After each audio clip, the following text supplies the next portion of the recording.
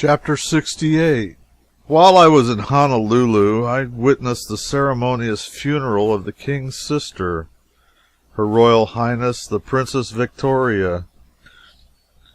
According to the royal custom, the remains had lain in state at the palace 30 days, watched day and night by a guard of honor, and during all that time a great multitude of natives from the several islands had kept the palace grounds well crowded, and had made the place a pandemonium every night with their howlings and wailings, beating of tom-toms, and dancing of that at other times forbidden hula-hula by half-clad maidens to the music of songs of questionable decency, chanted in honor of the deceased.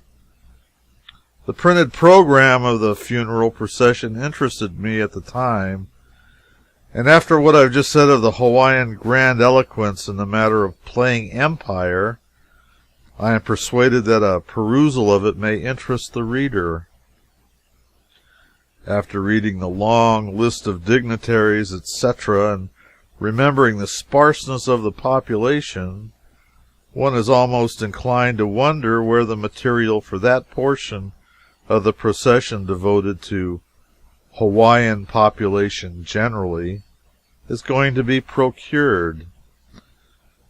Undertaker, Royal School, Kawahau School, Roman Catholic School, May School, Honolulu Fire Department, Mechanics Benefit Union, attending physicians, Konohikis, those are superintendents, of the crowned lands, Konohikis of the private lands of His Majesty, Konohikis of the private lands of Her late Royal Highness, Governor of Oahu and staff, Hulumanu Military Company, Household Troops, the Prince of Hawaii's own military company, the King's household servants, servants of Her late Royal Highness, Protestant clergy, the clergy of the Roman Catholic Church, His Lordship Louis Magret,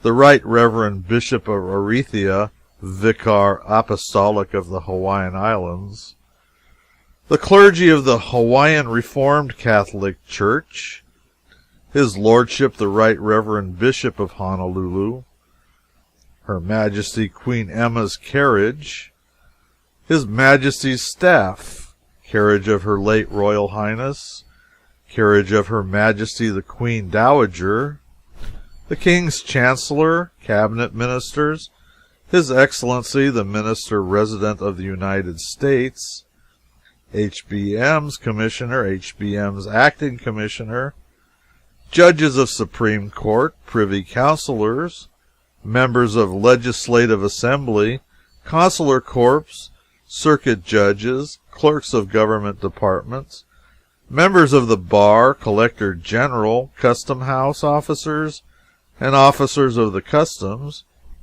marshal and sheriffs of the different islands, King's Yeomanry, foreign residents, Ahua, Kaahumanu, Hawaiian population generally, Hawaiian cavalry, and police force.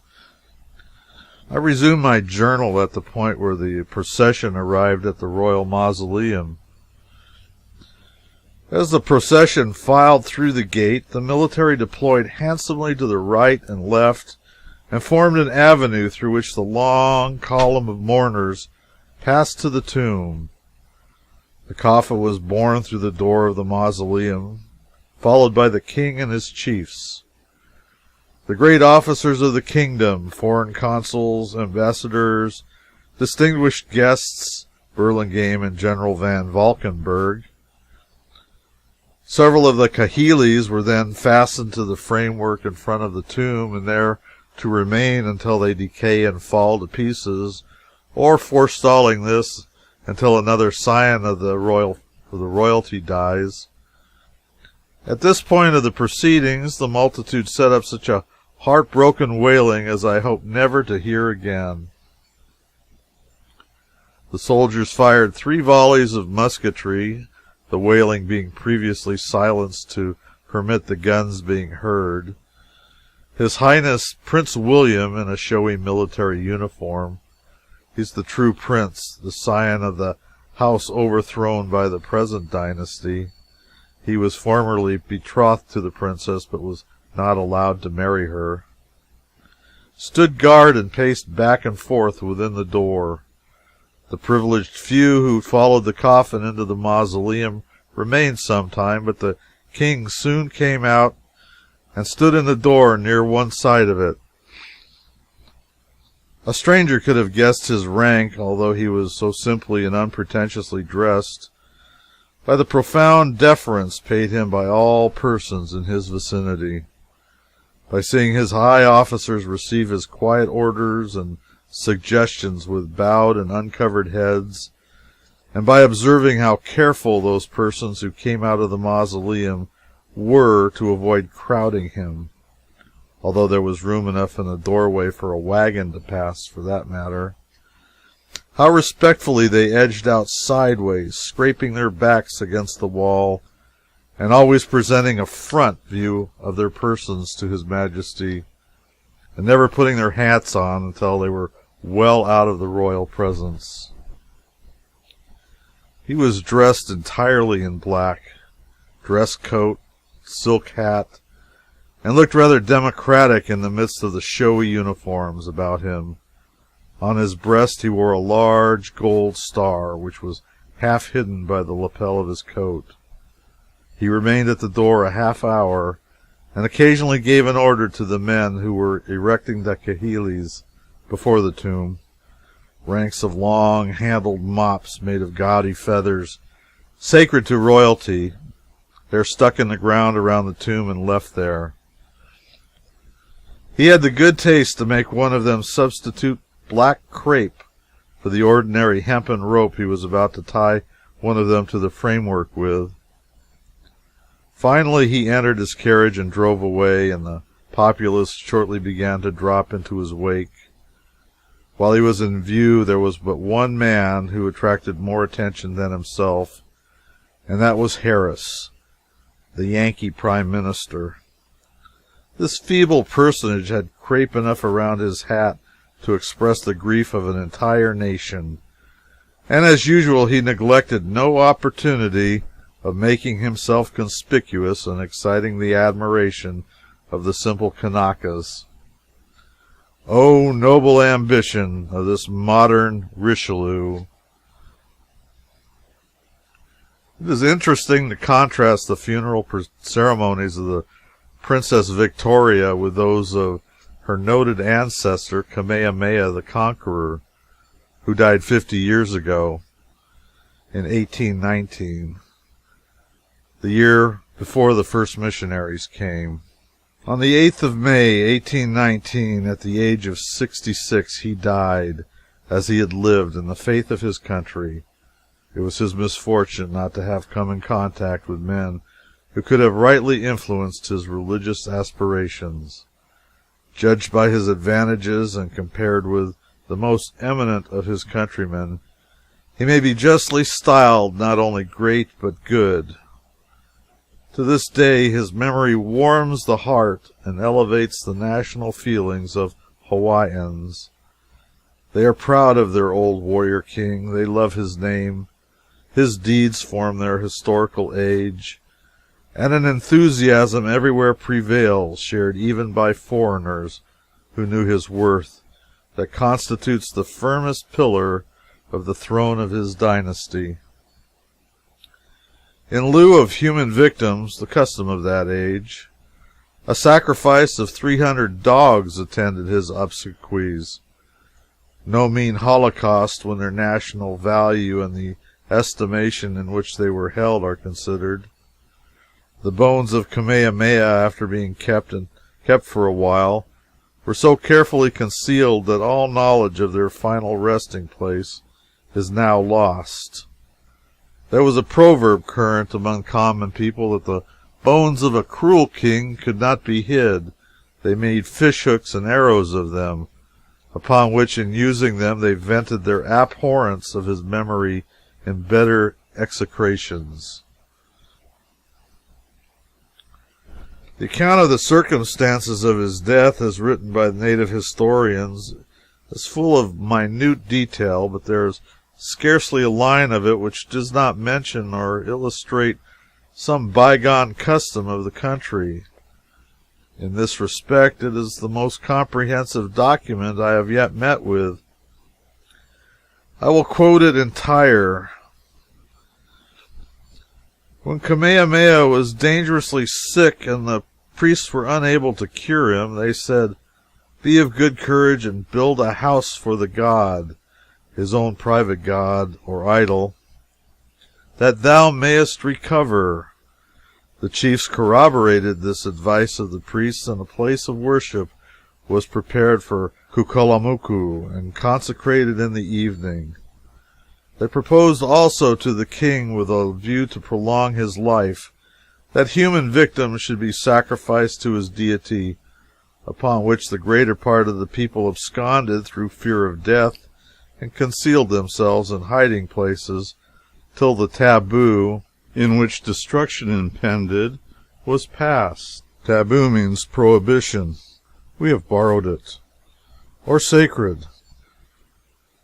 The taboo was sometimes permanent, sometimes temporary, and the person or thing placed under taboo was for the time being sacred to the purpose for which it was set apart. In the above case, the victims selected under the taboo would be sacred to the sacrifice. It is doubtful whether Kamehameha approved of the plan of the chiefs and priests to sacrifice men, as he was known to say, "The men are sacred for the king," meaning that they were for the service of his successor. This information was derived from Laho, his son. After this, his sickness increased to such a degree that he had not strength to turn himself in his bed. When another season consecrated for worship at the new temple arrived, he said to his son Laho, "Go thou and make supplication to thy God. I am not able to go, and will offer my prayers at home." When his devotions to his feathered god, Kukulamuku, were concluded, a certain religiously disposed individual who had a bird god suggested to the king that through its influence his sickness might be removed. The name of this god was Pua. Its body was made of a bird now eaten by the Hawaiians and called in their language Allah. Kamehameha was willing that a trial should be made, and 2 houses were constructed to facilitate the experiment, but while dwelling in them he became so very weak as not to receive food. After lying there 3 days, his wives, children, and chiefs, perceiving that he was very low, returned him to his own house. In the evening he was carried to the eating house, where he took a little food in his mouth, which he did not swallow, also a cup of water. The chiefs requested him to give them his counsel, but he made no reply and was carried back to the dwelling house. But when near midnight, 10 o'clock perhaps, he was carried again to the place to eat, but was, as before, merely tasted of what was presented to him. Then Kwakiwa addressed him thus: "Here we all are, your younger brethren, your son Laho, and your foreigner. Impart to us your dying charge, that Laho and Kaahumanu may hear." And Kamehameha inquired, "What do you say?" Kwakiwa repeated, "Your counsels for us." He then said, "Move on in my good way," and he could proceed no further. The foreigner, Mr. Young, embraced and kissed him. Hupali also embraced him and whispered something in his ear, after which he was taken back to the house. About 12 he was carried once more to the house of eating, into which his head entered while his body was in the dwelling house immediately adjoining. It should be remarked that this frequent carrying of a sick chief from one house to another resulted from the taboo system then in force. There were, at that time, 6 huts, connected with an establishment. One was for worship, one for the men to eat in, eating house for the women, a house to sleep in, a house in which to manufacture kapa, native cloth, and one where at certain intervals the women might dwell in seclusion. The sick was once more taken to his house. When he expired, this was at 2 o'clock, a circumstance from which Liliohuku derived his name. And as he breathed his last, Kalamuku came to the eating house to order those in it to go out. There were 2 aged persons thus directed to depart. One went, the other remained on account of love to the king, by whom he had formerly been kindly sustained. The children also were sent away. Then Kalamuku came to the house, and the chiefs had a consultation. One of them spoke thus: "It is my thought that we eat him raw." This sounds suspicious in view of the fact that all Sandwich Island historians, white and black, protest that cannibalism never existed in the islands. However, since they only proposed to eat him raw, we won't count that. But it would certainly have been cannibalism if they had cooked him. Mark Twain. Kaahumanu, one of the dead king's widows, replied, "Perhaps his body is not at our disposal, that is, more properly with his successor. Our part in him, his breath, has departed. His remains will be disposed of by Lahoi. After this conversation, the body was taken into the consecrated house for the performance of the proper rites by the priest and the new king. The name of this ceremony is Uku, and when the sacred hog was baked, the priest offered it to the dead body, and it became a god, the king at the same time repeating the customary prayers. Then the priest, addressing himself to the king and chiefs, said, "I will now make known to you the rules to be observed respecting persons to be sacrificed on the burial of this body. If you obtain 1 man before the corpse is removed, 1 will be sufficient. But after it leaves this house, 4 will be required. If delayed until we carry the corpse to the grave, there must be 10. But after it is deposited in the grave, there must be 15. Tomorrow morning there will be a taboo, and if the sacrifice be delayed until that time, 40 men must die." Then the high priest, Hewa, inquired of the chiefs, "Where shall be the residence of King Lahoi?" They replied, "Where indeed? You of all men ought to know." Then the priest observed, "There are 2 suitable places. One is Kau, and the other is Kohala." The chiefs preferred the latter, as it was more thickly inhabited. The priest added, "These are proper places for the king's residence, but he must not remain in Kona, for it is polluted." This was agreed to. It was now break of day, as he was being carried to the place of burial, and the people perceived that the king was dead, and they wailed. When the corpse was removed from the house to the tomb, a distance of 1 chain, the procession was met by a certain man who, ardently attached to the deceased, he leapt upon the chiefs who were carrying the king's body. He desired to die with him on account of his love, and the chiefs drove him away. He persisted in making numerous attempts, which were unavailing. Kalamoka also had it in his heart to die with him, but was prevented by Hokio. The morning following Kamehameha's death, Lahoi and his train departed for Kohala, according to the suggestions of the priest, to avoid the defilement occasioned by the dead. At this time, if a chief died, the land was polluted, and their heirs sought a residence in another part of the country, until the corpse was dissected and the bones tied in a bundle which being done, the season of defilement terminated. If the deceased were not a chief, the house only was defiled, which became pure again on the burial of the body. Such were the laws on the subject. On the morning on which Lahoy sailed in his canoe for Kohala, the chiefs and people mourned after their manner on occasion of a chief's death, conducting themselves like madmen and like beasts. Their conduct was such as to forbid description. The priests also put into action the sorcery apparatus that the person who had prayed the king to death might die, for it was not believed that Kamehameha's departure was the effect of either sickness or old age.